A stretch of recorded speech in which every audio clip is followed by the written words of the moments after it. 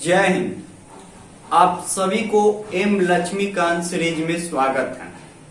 तो आज हम लोग देखेंगे कि मंत्री परिषद की संरचना और उसको विस्तार को हम लोग समझेंगे। तो मंत्री परिषद किस प्रकार के हमारे कॉन्स्टिट्यूशन में दी गई है और इसकी क्या व्याख्या हो सकती है, उसको हम लोग स्पष्ट रूप से समझने की प्रयास करेंगे। और ये हमारे पास में बीपीएससी और यूपीएससी के लिए हमारे पास में रामबाण एम लक्ष्मीकांत को माना जाता है। तो आपसे देखिए इसको बनाने का कॉन्सेप्ट और तरीका को सीखे कि क्वेश्चन आएगा तो किस आधार पर सही करेंगे। यहां से यूपीएससी प्रश्न पूछा जा चुका है। तो हमारे पास में देखना है कि मंत्री परिषद की संरचना कौन में है, यानी 74 अनुच्छेद में ये प्रावधान की गई है कि मंत्री परिषद होगा। यानी मंत्री परिषद का मतलब क्या होगा, कैबिनेट मंत्री होता है, फिर राज्य मंत्री होता है। तो देखिए, तो कैबिनेट क्या होता है कि पूरे तरह से रहता है और राज्य मंत्री क्या होता है, तो उस तरह से बेहतरीन कॉन्सेप्ट को भी हम लोग समझेंगे।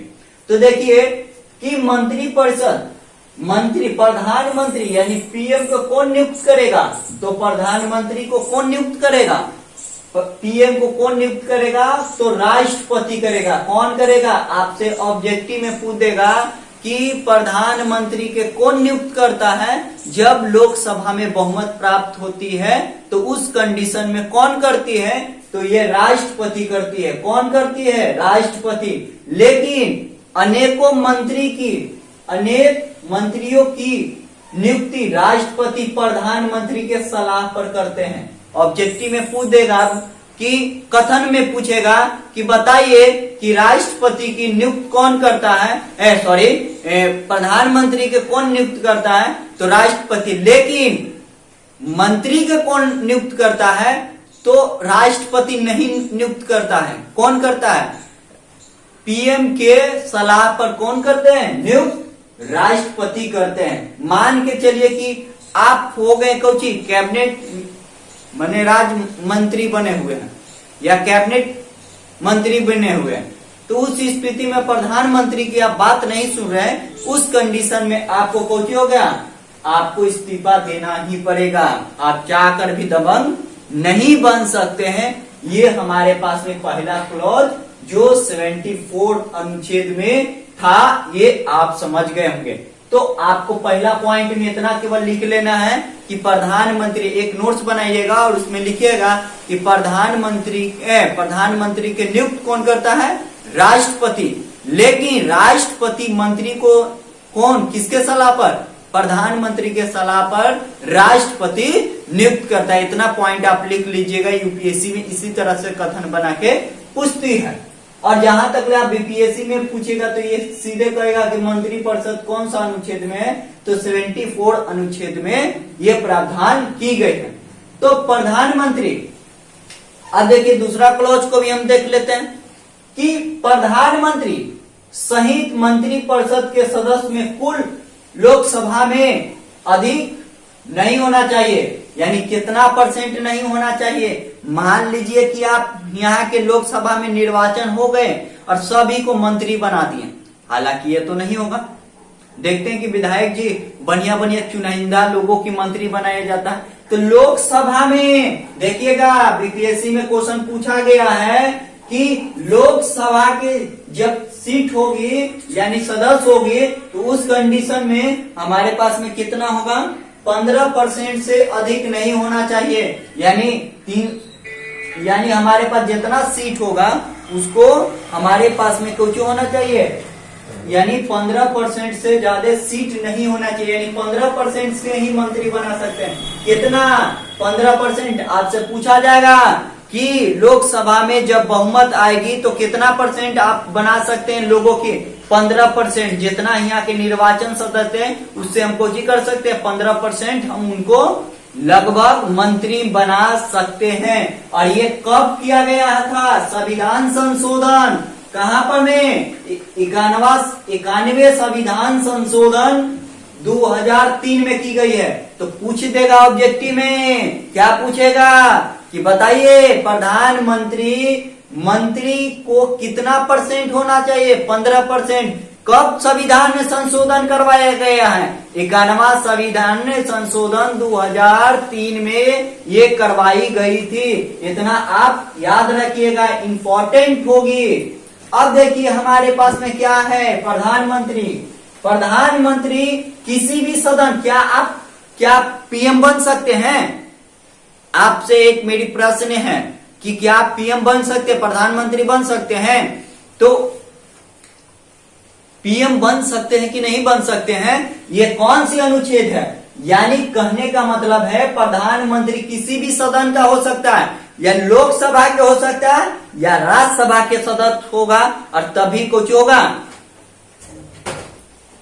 खत्म हो गया क्या? हाँ देखिए, प्रधानमंत्री किसी भी सदन का हो सकता है। देखिए तो रहिएगा सर कि खत्म। तो प्रधानमंत्री किसी भी सदन का हो सकता है, या लोकसभा के हो सकता है, या तो राज्यसभा। लेकिन अगर मान के दोनों का सदस्य नहीं है तो क्या प्रधानमंत्री बन सकता है? तो जी बन सकता है, लेकिन इसकी प्रावधान 6 महीना में निर्वाचन करवाना पड़ेगा। मान के चलिए कि आप एक कोची हैं, कैंडिडेट हैं, लेकिन ऐसा उचित नहीं, क्योंकि लोकसभा की ज्यादा होगा, क्योंकि जनता के प्रति चुन के आया है तो वह लोकसभा में अच्छा होगा, और राज्यसभा में उतना भी नहीं। लेकिन प्रावधान हमारे पास में क्या है कि प्रधानमंत्री बनने के लिए क्या चाहिए? आपको नोट्स में लिखनी चाहिए कि प्रधानमंत्री किसी भी सदन का हो सकता है, या तो लोकसभा या राज्यसभा, या कि अगर दोनों का सदस्य नहीं है तो 6 महीना के अंदर में निर्वाचन बन सकता है। लेकिन 6 महीना के बाद में सर देखिए खत्म हो गया क्या? तो देखिएगा इसको, तो इसको क्या है कि लोकसभा में कितना 6 महीना। देखिए हम इसमें देखेंगे, यहां तक लोग तो देख लिए थे कि प्रधानमंत्री क्या होना चाहिए, किसी भी सदन का होना चाहिए। अगर लोकसभा में बहुमत नहीं, अगर लोकसभा में केवल बहुमत होना चाहिए, अगर वह निर्वाचन नहीं है तो कहीं के भी नहीं है, तो उसके बाद भी प्रधानमंत्री बन सकता है। लेकिन कितना महीना के लिए? 6 महीना के बाद उनको निर्वाचन करना अनिवार्य है। तो ये कहां पर में संविधान के 74 ये अनुच्छेद में ये प्रावधान की गई है, और इसी तरह से क्लॉज भी है। अब देखिए मंत्री का राष्ट्रपति प्रसाद पर्यंत निर्धारित रहेगा। मैंने क्या बोला था कि जब मंत्री यानी राज्य मंत्री होगा, कोई राज्य मंत्री देखे होंगे ना, या कैबिनेट मंत्री होंगे, कैबिनेट बड़ा ही होता है जो उसमें इतना % होता है, तो उसमें कितना होगा यानी प्रसाद पर्यंत। अगर कोई मंत्री को अपना मंत्री प्रधानमंत्री बना दिए और उस कंडीशन में उनको क्या करवाया गया, उस कंडीशन में वो मनमानी कर रहा है, तो प्रधानमंत्री किसको सलाह देंगे? राष्ट्रपति के, कि इनको इस्तीफा दे ना चाहते भी, अगर मान के मंत्री नहीं इस्तीफा तो न चाहते हुए भी इस्तीफा उनको देना पड़ेगा। यानी मंत्री राष्ट्रपति के प्रसाद पर्यंत कौची करेगा, रहेगा। देखिए दोस्तों कि यहाँ पर मंत्री परिषद, यानी मंत्री परिषद क्या है कि मंत्री परिषद मतलब लोकसभा में बहुमत जिसको प्राप्त होगा वही कौची कहेगा, पीएम के कैंडिडेट बनेगा।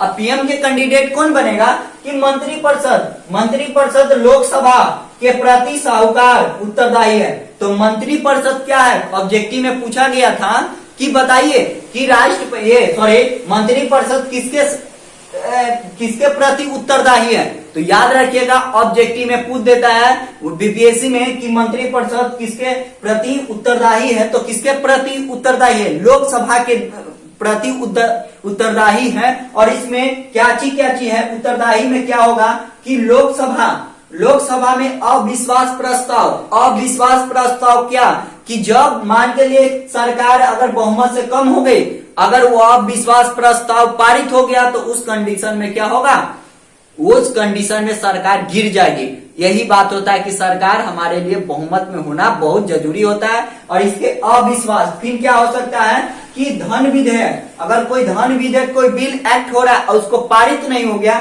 तभी सरकार को हो गया, गिर गया। अब इसमें त्याग पत्र होता है, मान के चलिए कि आप त्याग पत्र दे रहे हैं तो क्या होगा, तो त्याग पत्र में आपको कुछ हो जाएगा कि इस कंडीशन में क्या होगा, त्याग पत्र आप जब दीजिएगा तो उस कंडीशन में क्या होगा कि आपको त्याग पत्र मान के चलिए कि देगा तो उस कंडीशन में देखिए यहाँ के मतलब कहने का मतलब त्याग पत्र होगा, यानी त्याग पत्र अगर मान के चले मंत्री दिया तो कोई प्रभाव नहीं पड़ा है, लेकिन पीएम अगर राष्ट्रपति इस्तीफा दिया तो मंत्री परिषद को जो हो जाएगा, भंग होगा। ऑब्जेक्टिव में पूछा था कि बताइए कि मंत्री परिषद अगर पीएम अगर इस्तीफा देता है तो मंत्री परिषद भंग होगा कि नहीं होगा, तो क्या होगा, भंग हो जाएगा। लेकिन मंत्री अगर कोई देगा इस्तीफा तो उसके नहीं होगा, यानी मेन मुखिया किसको माना गया है, मुखिया कौन है यहाँ के, पीएम। बाकी सब सोचिए मेन शक्ति किसके पास में है, पावर किसके पास, प्रधानमंत्री के पास। और कुछ इसमें प्रावधान को हम लोग देख लेते हैं कि इसमें क्या चीज प्रावधान को दी गई है। अब देखिए कि मंत्री परिषद यानी राष्ट्रपति के यानी गोपनीय होगा, इसको सर काटिए अति करिए तो रोक दीजिएगा। तो अलग अलग प्रावधान देखिए कि मंत्री परिषद की संरचना और इसको 5वां क्लॉज तक हम लोग देख चुके थे। अब देखिए कि राष्ट्रपति मंत्री को पद एवं गोपनीय शपथ दिलाएगा, यानी जब राष्ट्रपति क्या करेंगे, मंत्री जो बना हुआ है, मान के कैबिनेट में मंत्री जो बने हैं कितना परसेंट, 15%। क्या संविधान में दी गई है, 51वां संविधान 2003 में अमेंडमेंट करवाया गया कि इतना परसेंट से अधिक मंत्री नहीं होना चाहिए। और इसकी प्रावधान राष्ट्रपति जब क्या करेगा, मंत्रियों को जब नियुक्त करेगा तो पद जो होगा यानी शपथ होगा तो शपथ गोपनीय होगा, यानी को जो होगा ये गोपनीय माने। तो पूछेगा कि राष्ट्रपति मंत्रियों को जब शपथ दिलाएगा तो कैसा होगा, तो गोपनीय दिलवाएगा। शपथ कौन दिलवाएगा, राष्ट्रपति। किसके सलाह पर, प्रधानमंत्री की सलाह पर कार्य करेंगे। अब देखिए आपसे हम प्रश्न पूछते हैं कि 6 महीना यानी 6 महीना। अब देखिए मान के चलिए कि आप कोची होना चाहिए, आप मंत्री होना चाहिए। आप क्या चाहिए, आप मंत्री होना चाहिए, मंत्री। तो मंत्री के लिए क्या है कि मंत्री हो गया, मान के चले कि गृह विभाग मिलेगा आपको, गृह विभाग अमित शाह के पास में। अभी इनके पास में ना लोग, इनके पास में निर्वाचन हुए तो नहीं, तो उस कंडीशन में हमारे पास में क्या होगा कि गृह विभाग के अनुसार से इनको क्या, अनुसार से नहीं, ये अगर सदस्य अगर हार चुके हैं चुनाव तो क्या वो भी संसद का सदस्य बन सकते हैं या कैबिनेट मिशन में उनकी भागीदारी होगी। तो आप कहिए कि जी हाँ हो सकती है। इनके लिए निर्वाचन होने के लिए 6 महीना की आवश्यकता है। यानी कोई भी अगर मान के चले कि यहाँ पर कोई है पढ़ा रहे हैं, अगर मुझे ऑफर मिला जाए कि आइए मंत्री, शिक्षा मंत्री में बन जाएंगे, तो मैं कितना महीना के अंतराल में मुझे निर्वाचन होना पड़ेगा, 6 महीना के अंतराल पर मुझे निर्वाचन होने की आवश्यकता होगा, नहीं तो इसे फिर इस्तीफा मुझे देनी पड़ेगी। और वह किसी भी सदन का हो सकता है, आपको लोकसभा में भी होना चाहिए या राज्यसभा, दोनों में से आपको जोन चूज जो आता है उसको अनुसार से, या सत्ताधारी पार्टी जब आपके पास में इस चीज को देंगे तो आपके पास में लोकसभा में बहुमत हुआ या राज्यसभा यानी सदस्य होगा, यानी आप एक सदस्य होने के लिए अनिवार्य होंगे। अब देखिए हमारे पास में क्या है कि मंत्री परिषद का मतलब क्या होगा कि कैबिनेट मतलब क्या होता है, बड़ा इसमें होता है, क्या होता है, बड़ा मंत्री होता है। इसमें कुछ होता है, बड़ी मंत्री होता है, यानी इसमें बड़े बड़े विभाग के मंत्री होते हैं। और इसे जैसे गृह विभाग और कई विभागों के होता है। फिर राज्य मंत्री होते हैं, ये राज्य के होगा। तो हमारे पास में अगर इनको वेतन भत्ते संसद निर्धारित किए जाएंगे, यानी जो भी मंत्री परिषद के जो सुविधा मिलती है उसको कौन करती है, ये मंत्री परिषद भत्ता संसद ये तय करती है। तो आई होप इसको आप 74 अनुच्छेद अमेंडमेंट एक्ट आर्टिकल को आप लोग समझे होंगे। अगर वीडियो अच्छा लगे तो लाइक शेयर करें। एम लक्ष्मीकांत के सीरीज में आप सभी देशवासियों को ढेर सारी शुभकामनाएं।